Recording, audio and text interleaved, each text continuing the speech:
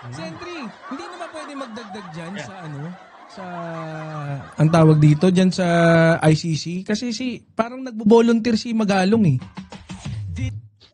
Kasi Si Benji Maga. sabi kasi Oh, ni ano daw siya ni Mayor Benji, sabi niya, ano ako eh, alam niyo po, Consultant. oversight head ng committee ng sabi niya eh. Ng Tokhang. Pwede siyang makasuhan dun sa local case kasi ang hinahabol nung ICC yung mga mastermind lang talaga.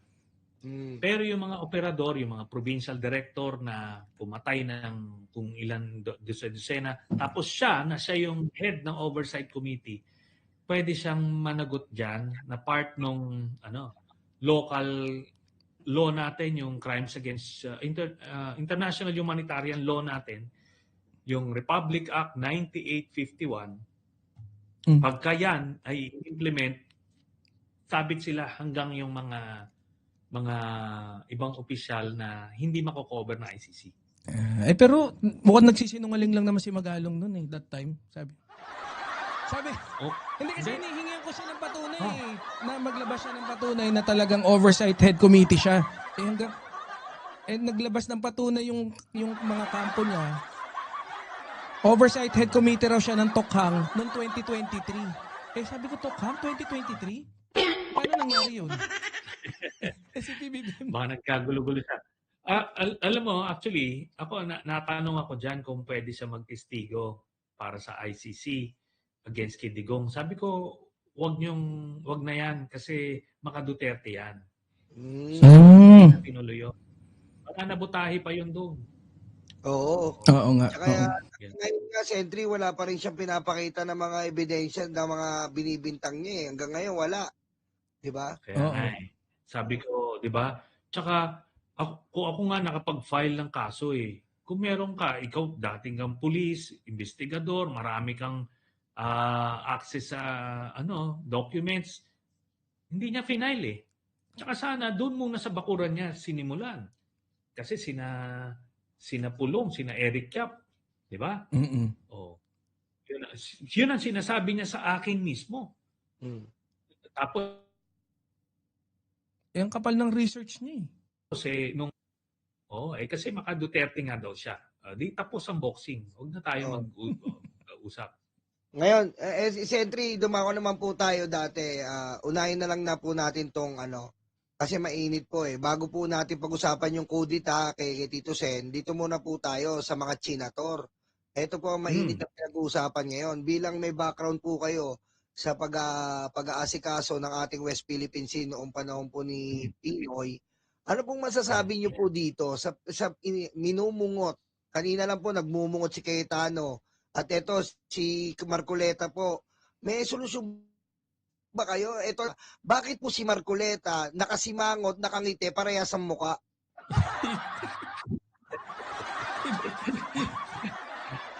Haba ng pasakali mo, ganda ng tanong.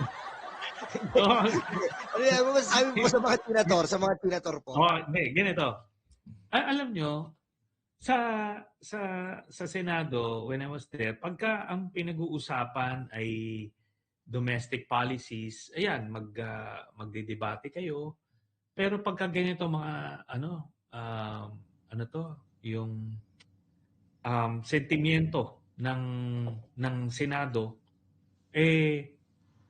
kung hindi ka rin lang naman papanig sa bayan mo openly, huwag ka naman mag-abogado sa kalaban. Ganun dapat kaliwanag yun. Mag-step back ka na. Pero ito, iba ito.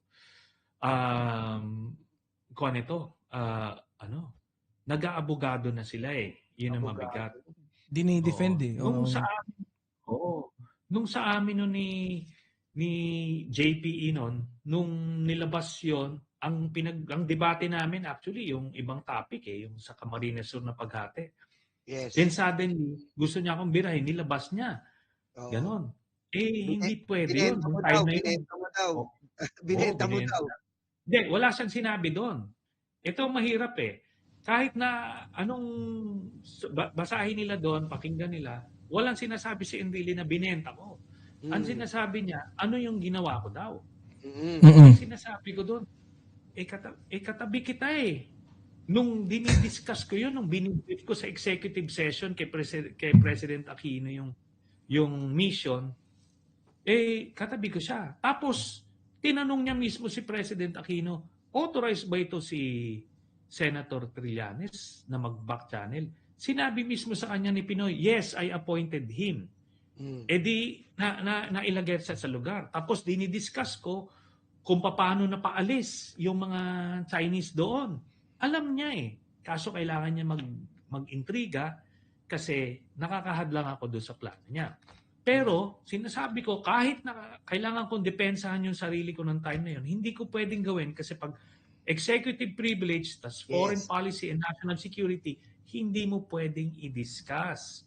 Lalo na doon publicly. Pwede natin executive session yan, pero hindi pwede yon. So nakita nyo yung diferensya noon. Di ba? Kagaya nga nung kine-question niya noon, sina dating Secretary Boying Remulla about kung ano daw nangyari yung pagkakulong kay Digong, di ba, sa Dahig. Sinasabi niya, no, executive privilege to, hindi to pwedeng pag-usapan kasi malalim yung implications niya. Anyway, ang bottom line nun, hindi ka pwedeng mag-aabogado para sa China. So yun na nakakalungkot dun sa nakita natin sa mga ginagawa nila ngayon. Na lumala pa nga po, Sentry, pati yung kay IG, yung kalayaan, talagang gusto na talagang ipamigay. Oo. O sabi ko, ayan, nung binabatigas ako dyan, binenta ko daw yung Scarborough Ako ngayon nagpasa ng batas na diniklara natin, ito yung first official law na recognized internationally sa UN. Yung batas na naipasa ko, yung Philippine Baselines Law, na sinabi natin yung Kalayaan Island Group at Scarborough ay sa Pilipinas. Kaya, batas ko yan eh. Ngayon yung sinasabi ni Marcoleta na wala namang boundary pa eh. Hindi nga alam kung saan daw yun. Coordinates. Kulang sa basa itong si Marcoleta. No? Kulang sa basa siya kasi may batas na yan. Aside dun sa Philippine Baselines Law na naipasa, na yun nga, ako yung author nun, nagpasa pa tayo ng Maritime Zones Act na napasa ng last Congress na define yung boundaries mismo.